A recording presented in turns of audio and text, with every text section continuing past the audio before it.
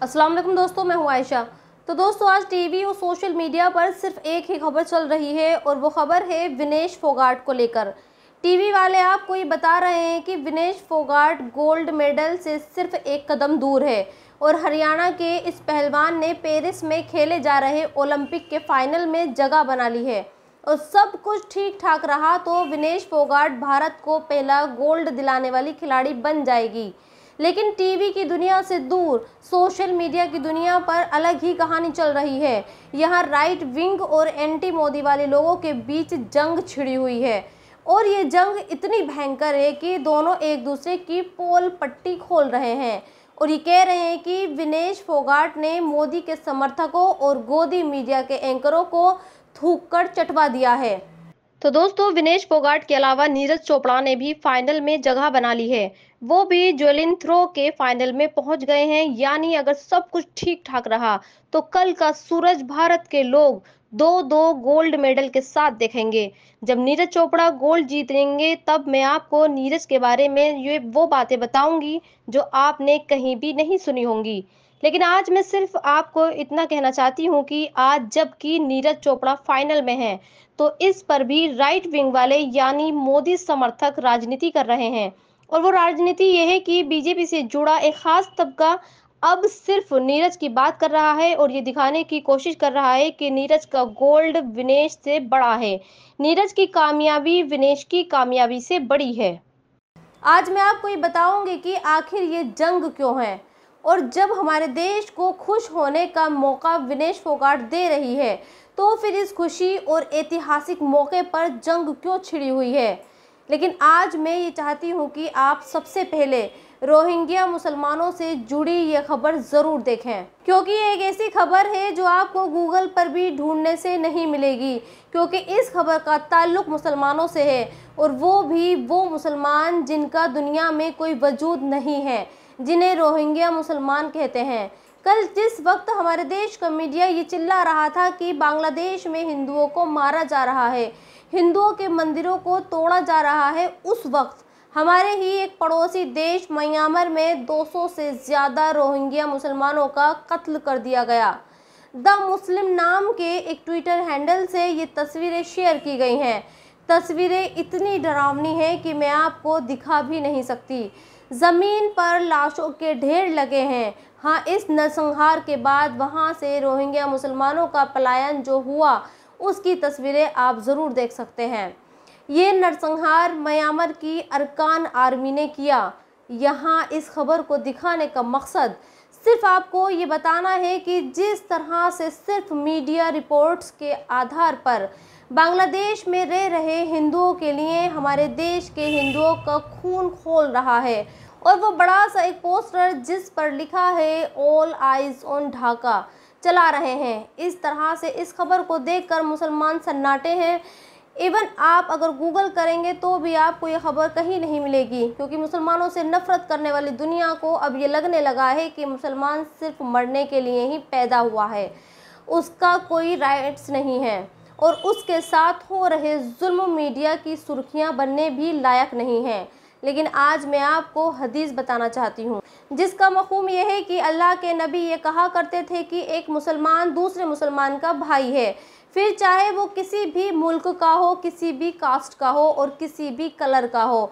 लेकिन ऐसा लगता है अल्लाह के नबी की बताई ये बात रोहिंग्या पर लागू नहीं होती है। कई दशकों से म्यांमार के मुसलमान इसी तरह से गोलियां खा खा कर मर रहे हैं और दुनिया के 46 मुस्लिम मुल्क अपने ऐशो आराम में मशगूल हैं। एक आंकड़े के मुताबिक म्यांमार में मुसलमानों की आबादी करीबन 10 लाख है, जो बहुत ही कम है। अगर दुनिया के 46 मुस्लिम मुल्क चाहें तो इन 10 लाख रोहिंग्या मुसलमानों को चुटकियों में अपने देश में पनाह दे सकते हैं, उन्हें सेट कर सकते हैं।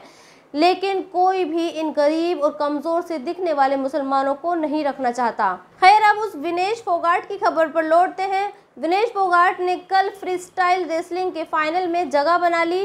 कल उन्होंने लगातार 3 मैच खेले और तीनों ही जीते और अब फाइनल में विनेश का मुकाबला अमेरिका की सारा हिल्डब्रांड से होगा। सारा टोक्यो ओलंपिक में ब्रॉन्ज मेडल जीत चुकी है।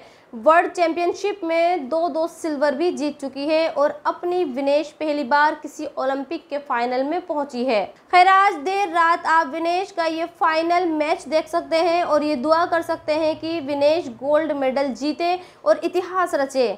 लेकिन विनेश की ये वो कहानी है जो आपको आज हर कोई बताएगा, लेकिन आज मैं आपको विनेश की वो कहानी बताना चाहती हूँ जिससे आप ये समझ पाएंगे कि जब कोई खिलाड़ी इतिहास रचने के करीब होता है तो उसके पीछे सिर्फ मेहनत नहीं होती बल्कि जुनून भी होता है, इंतकाम होता है, जो शायद इस बार ओलंपिक में विनेश के अलावा किसी और खिलाड़ी के पास नहीं है। सोचिए, चंद महीने पहले जब विनेश खुद के और अपने साथियों को इंसाफ दिलाने के लिए जंतर मंतर पर प्रोटेस्ट कर रही थी और ये मांग कर रही थी कि कुश्ती के अध्यक्ष ब्रजभूषण को हटाया जाना चाहिए, क्योंकि ब्रजभूषण महिला पहलवानों को मानसिक और शारीरिक तौर पर शोषण करता है।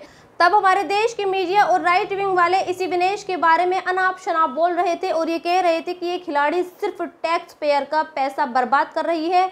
इसे सरकार के खिलाफ धरने पर विरोधी पार्टियों ने बिठाया है।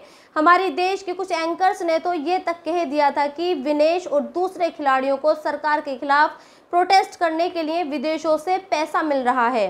लेकिन आज जबकि विनेश गोल्ड मेडल के करीब है और उन्होंने फाइनल में पहुंचकर सिल्वर पक्का कर लिया है, तो यही राइट विंग वाले अब मुंह की खा रहे हैं और अब ये कह रहे हैं कि विनेश अगर गोल्ड के करीब पहुंची तो भी उसमें मोदी सरकार का ही हाथ है, क्योंकि मोदी सरकार ने ही विनेश को ओलंपिक में खेलने के लिए भेजा है और मोदी सरकार ने ही विनेश की तैयारियों पर लाखों रुपए खर्च किए हैं।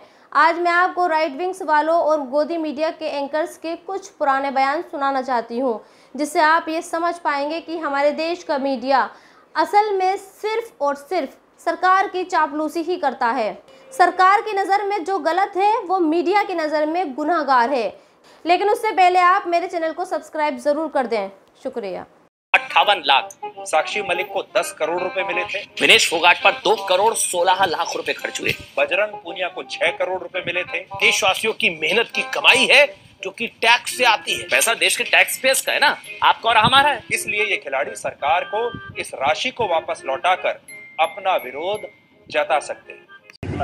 छोटा सिक्का जिसने मारा, हमको बर्बाद कर दिया, उसका नाम है विनेश फोगाट। जैसे विनेश फोगाट को OG2 ने उसको जो है कोच दे दिया हंगरी का, और हंगरी में कोई कुश्ती है नहीं, लेकिन उस कोच ने सारा प्रोग्राम जो बनाया पूरे साल का वो हंगरी में बना दिया और अपनी पत्नी के साथ इसकी का इधर से दुष्यंत का वो हॉस्पिटल में गया है। अभी इनको बेचारे को देखो, ये इनको चक्कर आ रहे हैं, इनको जाने भी नहीं दे रहे हैं, खून निकला हुआ है, इनका सिर फटा हुआ है।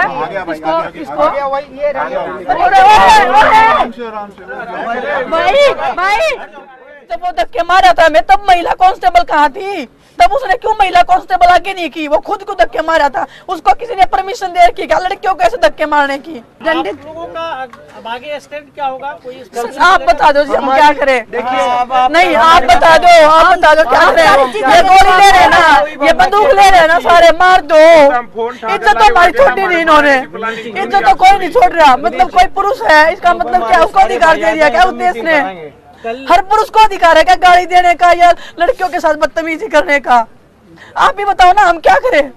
गेम हमारा खत्म कर दिया, जिंदगी हमारी दांव पे लगा दी, सड़क पे हम बैठे हैं फिर भी हमारे साथ अत्याचार कर रहा है। वो ब्रजभूषण को क्यों नहीं पकड़ रहे ये लोग?